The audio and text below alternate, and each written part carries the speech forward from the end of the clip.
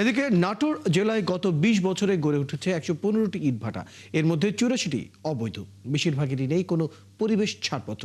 নিয়ম ভেঙে আবাসিক এলাকা, ফসলি জমি ও রেল লাইনের পাশেও গড়ে উঠেছে ইটভাটা। এসব ভাটায় কয়লার বদলে পোড়ানো হচ্ছে কাঠ। এতে দূষিত হচ্ছে পরিবেশ, নষ্ট হচ্ছে ফসল। কিন্তু প্রভাবশালী মালিকদের কাছে অসহায় কৃষক সহ ক্ষতিগ্রস্তরা। বুলবুল আহমেদের প্রতিবেদন, ছবি তুলেছেন নাসিম আলী। নাটোরের বিভিন্ন এলাকায় অবাধে গড়ে উঠেছে ইটভাটা। বেশিরভাগ ভাটায় অবাধে কাঠ পোড়াতে দেখা যায়। কৃষক ও এলাকাবাসী জানান, ভাটার ধোঁয়ায় ফসলের ক্ষতিসহ পরিবেশ দূষিত হচ্ছে। কিন্তু এসব ভাটার প্রভাবশালী মালিকদের কাছে অসহায় তারা। চারপাশ দিয়ে ফসলের জমি, বাড়ি, তার মাঝখানে ভাটাটা আর কি বসানো হয়েছে। কৃষি আবাদ সবসময় এখানে হয়েই থাকে। আমের বাগান, লিচু বাগান বা পেয়ারা বাগান এখন বর্তমান খুব হচ্ছে।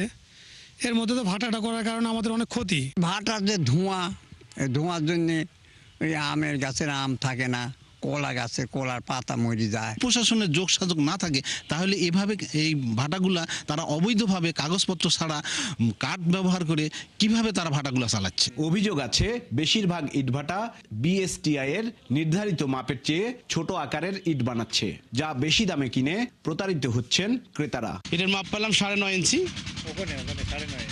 আর আপনার এতে পেলাম হচ্ছে 3 ইঞ্চি, আর দিয়ে পেলাম 5.5।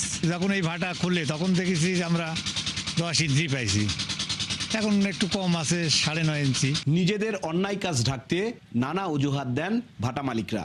বলছেন, ভাটা বসানোর পর এসব এলাকায় বসতি হয়েছে। এখানে হচ্ছে ঘাসি জন্মায় ফাল্গুন চৈত মাসে মারা যায়, সেখানে কিভাবে 3 ফসলি ফসল হয়। সেক্ষেত্রে আমাদের কৃষি অফিসার আসে, আমাদের এক ফসলি বলে গণ্য করেছে। এক ফসলি হলে আমরা সেখানে ব্যবসা বাণিজ্য করতে পারবো। আমাদের এই আগুনের কারণে, ধোঁয়ার কারণে কোনো ক্ষতি হয়নি ইনশাল্লাহ। আমরা সেইভাবে প্রোডাকশন দিয়ে করি।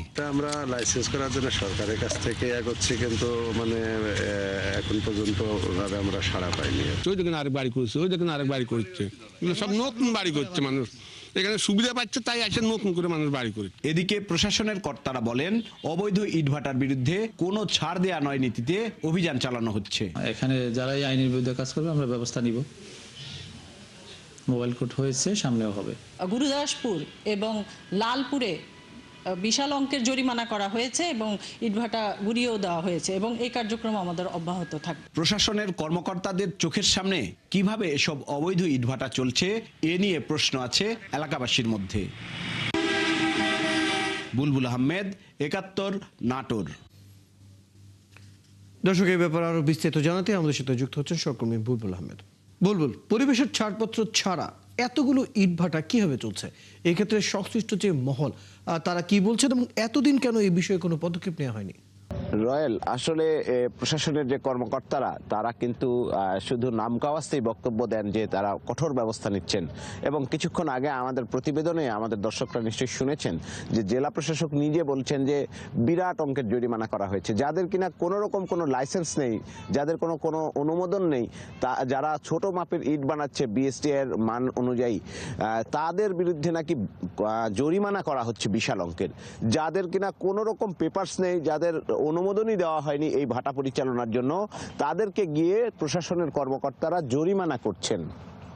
এইখানেই কিন্তু সাধারণ মানুষের প্রশ্ন যে যাদের কোনো রকম পেপারস নাই তাদের কেন জরিমানা করা হচ্ছে? তাদের তো ইটভাটা পুরো গুড়িয়ে দেওয়ার কথা। এবং এই মুহূর্তে আমি যেখানে দাঁড়িয়ে আছি, নাটোর সদর উপজেলার একডালা এলাকার MBA ইটভাটাতে, সেখানে কিন্তু আমরা জানি যে এই ইটভাটা সহ আর পাশে আরও একটি ইটভাটা রয়েছে, সেখানেও কোনো কাগজপত্র নেই, এবং পাশেই জনবসতি, এখানে আদিবাসী পাড়া। এটা বহু পুরনো একটি গ্রাম, এবং এর পাশে কুরিয়াপাড়া চাঁদপুর এলাকার সেই গ্রামটি রয়েছে। সেই বসতি এলাকায় কিন্তু গড়ে উঠেছে এই ইটভাটা, এবং পাশেই দেখা যাচ্ছে যে গমের ক্ষেত।